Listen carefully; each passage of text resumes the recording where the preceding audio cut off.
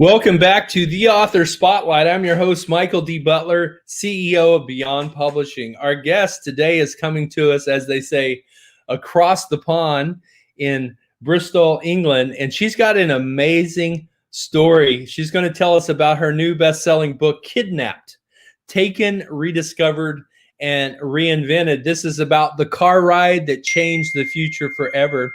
And it leaves the reader fascinated and grateful, says Pastor Julie Schaecher, author of the best-selling book, Messed Up. And Shala LaTorraca says, author of the best-selling book, Help the Book. She says, it was fascinating. I simply could not put it down. A girl child was enticed to experience a car ride that led to her being uprooted to an unknown, faraway place and an endless, lifelong ride. 40 years later, we have Elizabeth Sama Obileye, and she's here all the way from Bristol, England. So I'm going to bring her on and welcome her to the Author Spotlight. Elizabeth, how are you today? I'm good. I'm good. And you? I'm doing great. Thank you so much for taking time out of your busy schedule to be with us. And I've been hearing so much about this book and seeing this book. You have an amazing story. I can remember about a year and a half ago, I was in central London doing an event, and you called me on the phone, and I was fascinated by your story. I was so fascinated, in fact, I thought you were telling me a tall tale. And I realized after I got to know you and follow you on Facebook and see your story, it's really true. So tell me, how did you get to this point? Actually, it was the meeting I had with you, the chance meeting at the hotel after the event. And that set me thinking, I need to find someone to publish this story, because it was an email conversation with someone who was my boyfriend when I was young. And I had downloaded everything and kept, because whilst we were talking, he said to me, you've got a blockbuster on you. Write it up and publish it. And I was like, yes. Where do I find publishers, number one? Who knows me to come to want to know my story? Those were the things. And after we met, and then we met again online, and you asked about the story, and I said, oh yes, it's a true story. And you said, why don't you write it? And that's how I joined your group for the mentoring. Now, you're retired from the World Health Organization, the Africa Regional Office, but tell me the story the day you get into the wrong car that changed your life forever. That's what everybody is wanting to know today. Yeah. What exactly was it that changed your life forever? I was about 6-7 years old, and we have a small courtyard at the back, and I was playing. Then someone called me into the main sitting room, and I got in there, and my maternal grandmother said to me, would you like to experience how it is like to be in a car? I said, yes. He said, oh, fantastic. Oh yeah, go into the car and then they'll drive you around a bit. I said, all right. So I got into the car, and that was it. And it went on and on and on. And I stopped at a while. I said, where are we going? When are we getting back home? Oh, they said, don't worry, very soon. But we never went back home. Now, for perspective for our listeners, this is in Nigeria, right? Yes, in Calabar. Okay, and how old are you at this moment? Around 6-7. Around 6-7. I can remember a scary day after school. I got into a car that looked like my mom's car, and I just hopped into the back seat. We was in the parent pickup lane, and I was about 5, and I looked in the front seat, and it wasn't my mom. And it scared me because she had just had the speech with me about kidnapping and strangers and all that kind of stuff. How did you feel at that moment when you realized a couple hours later you're still in the car and they're not taking you back home? Yeah. Well, I was a bit passive.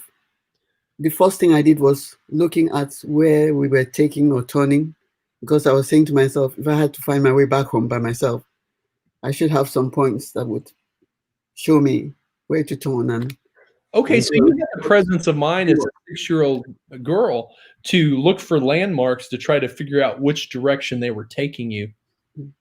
Now this was a family member. This was basically a grandmother on the other side, and so there was that familiarity. But you got into the car. Tell me a little bit more about this family struggle, and then you started keeping diaries. At what point did you realize it was going to be futile to try to change the course of your fate? What did you do when you were 20, when you were 30? I mean, give me a sense of how do you find your identity and your purpose? All right. When I entered that car, it wasn't with people I knew. So it was just my maternal grandmother said, go into the car. But the driver and the people in the car, I didn't know them.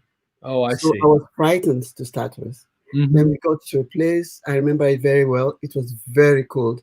It was when I was older, an adult really, before I knew it's a special place, a tourist point in Nigeria, which is not been developed the way it should be, called Obudu Ranch.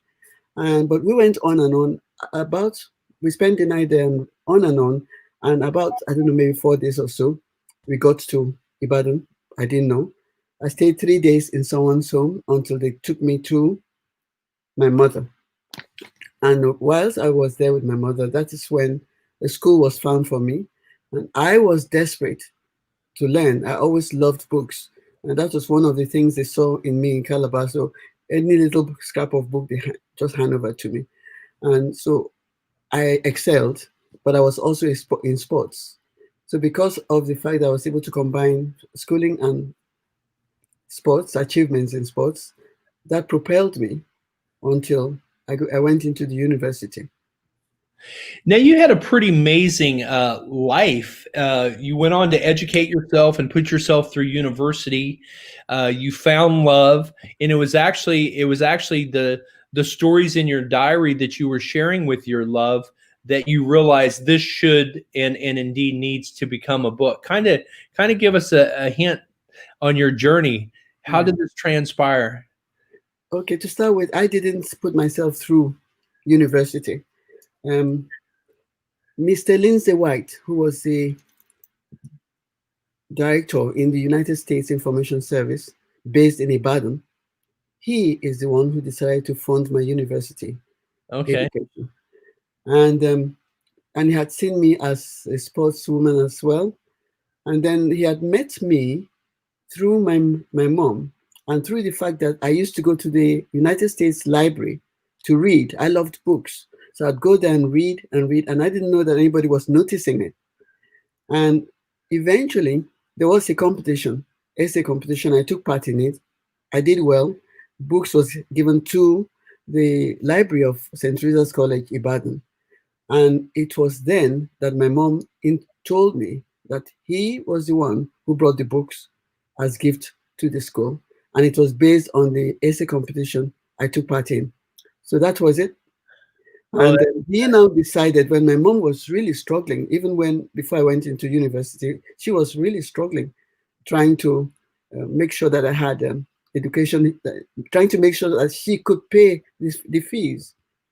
And so I call him Uncle Lindsay. Uncle Lindsay jumped in and paid the whole 3 years at one point, so that there wouldn't be, we weren't able to pay the next year, and so paid everything down.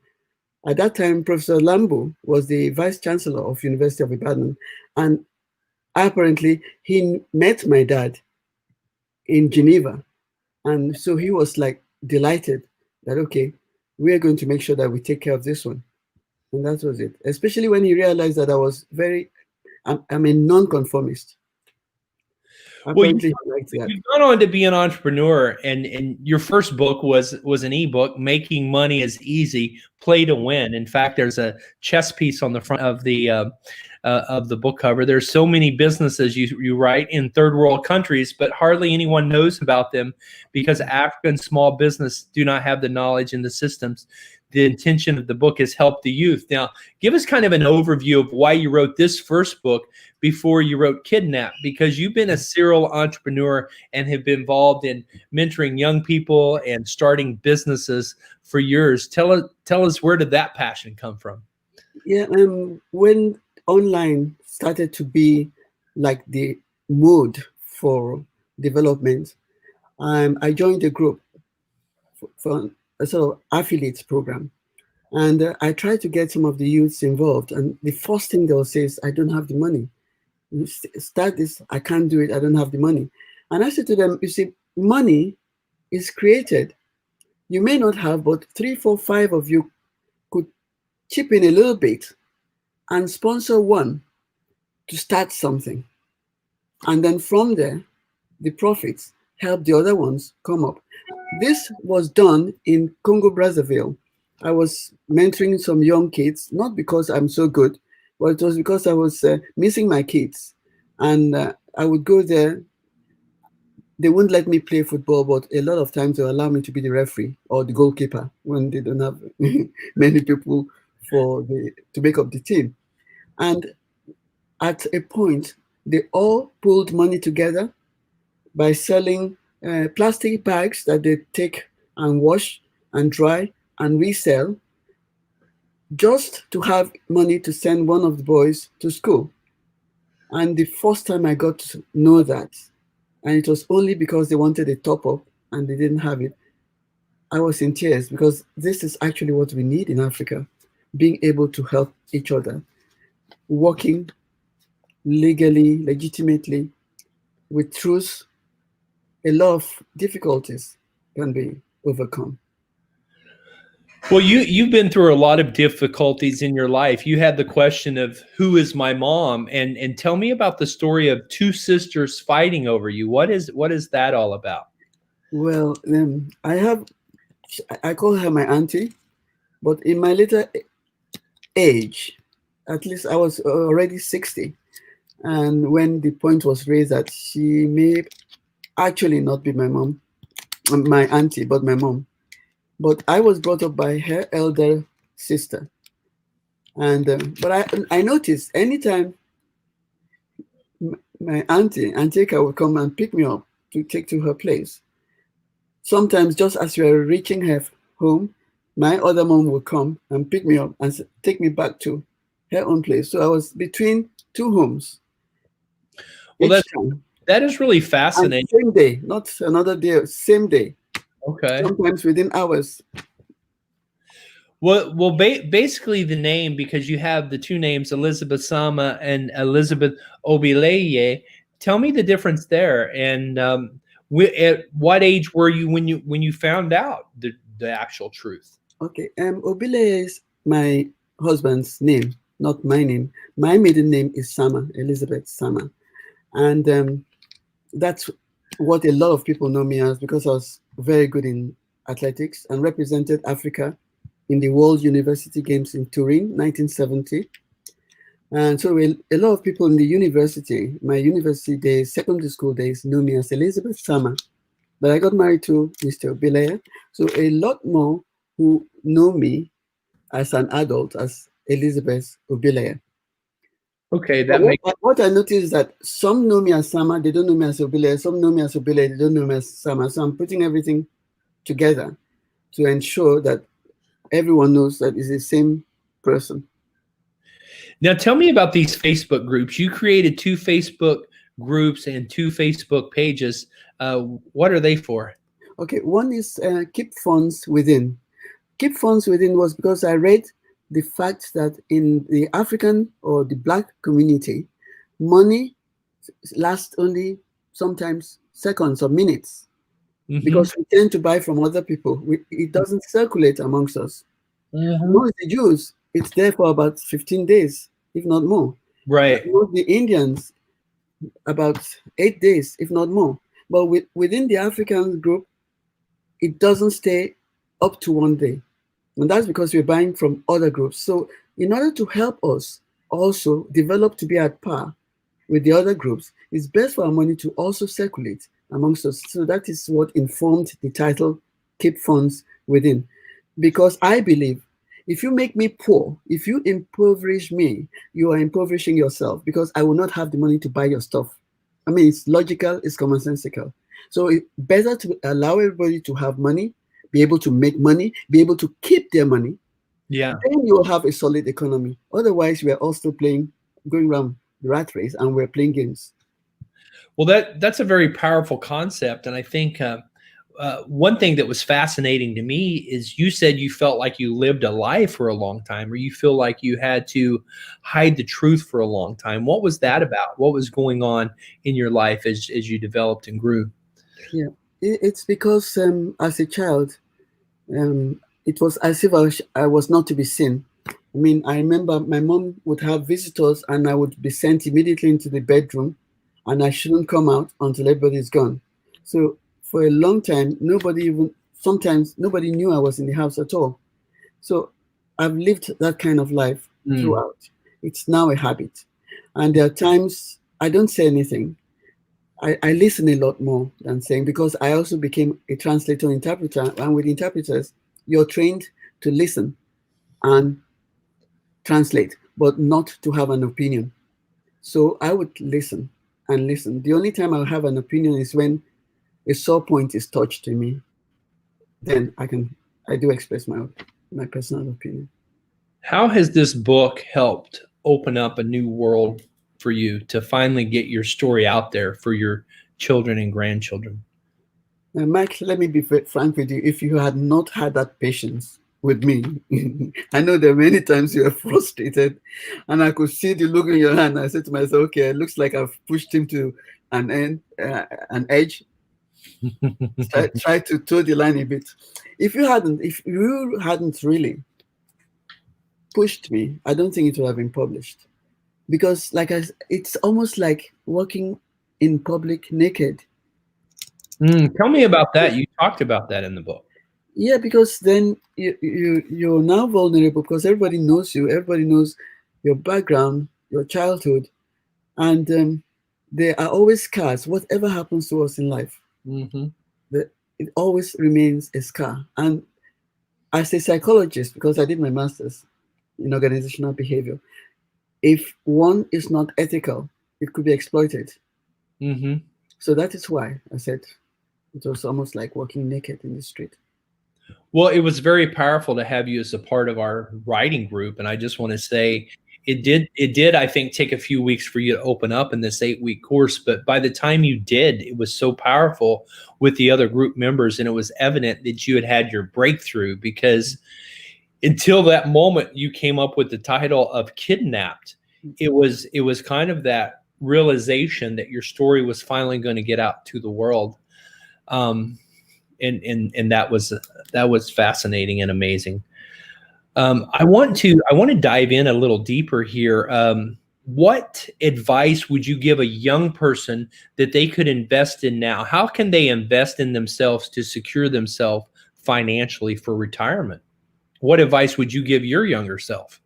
My younger self will be permanently on the internet, because there's so many free stuff there that people can click and learn from. Some of them are very expensive. Now, talking about the third world countries, it is too expensive for third world countries. Some of the fees that have to be paid to take part in the webinar or seminars. However, like I said, a group of people could group together, and sponsor one person to attend. Now that's brilliant. And then brilliant idea right there. I love that. Yes. Well, I tell you, you're getting some amazing from your friends and family and people around the globe here. Let's just share some of these comments all over social media and Facebook. You have so many people that love you and have been waiting for you to publish your story. And I just want to ask you, what kind of feedback are you getting from your children now that your book is out? What are they saying? I don't actually know what they think of me. I think they most think I'm crazy sometimes because, well, I think they don't know that I'm on the internet a lot of the times, and I sometimes get to know, okay, let's do it. I am good at scanning the horizons and predicting trends. And when I see things starting to happen, I tend to key in. And most times it's just to discover, to learn. And so if they are not that way inclined to be open-minded, they'll think that maybe I'm setting myself up to be scammed and ripped off. which has happened a number of times. I mean, fair, I have to say that it's true. However, even when you make a mistake, you learn from it. When you're scammed, you learn from it.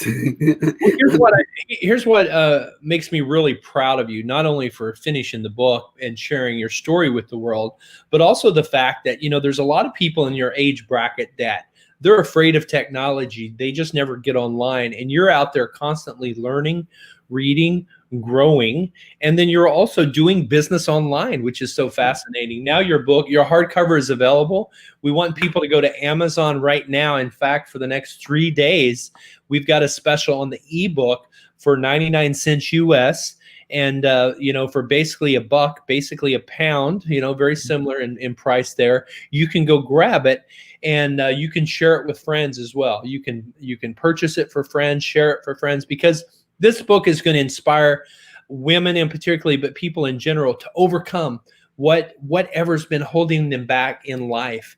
And what closing words and thoughts would you like to leave with our audience, Elizabeth? Get out there, make mistakes, learn from your mistakes. That's all there is. Life is for living, so live it and enjoy.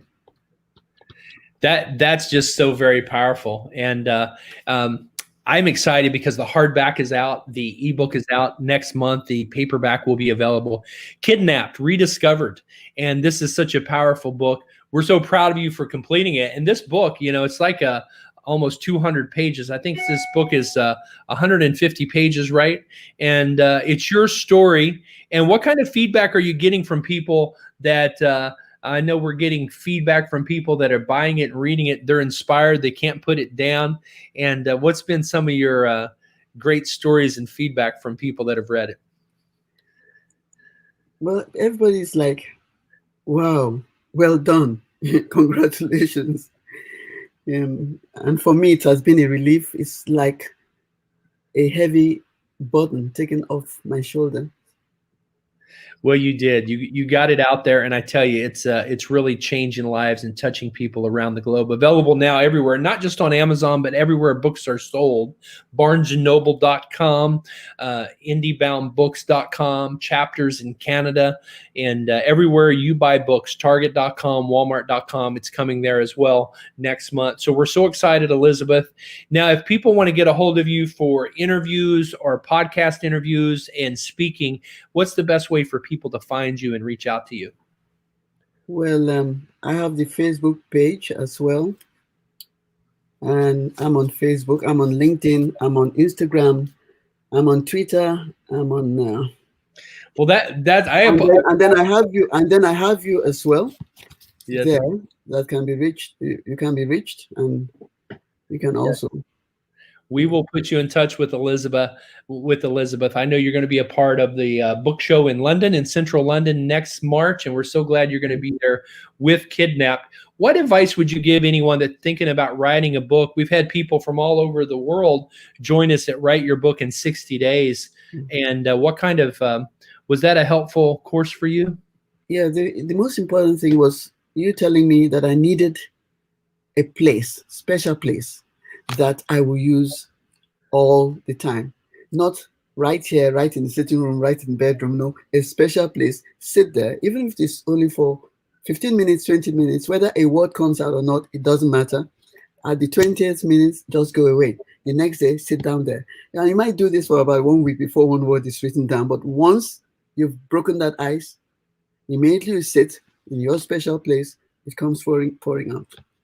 Well, I know it impacted the other. I got that. That was the thing I got from you, because before I wasn't that disciplined.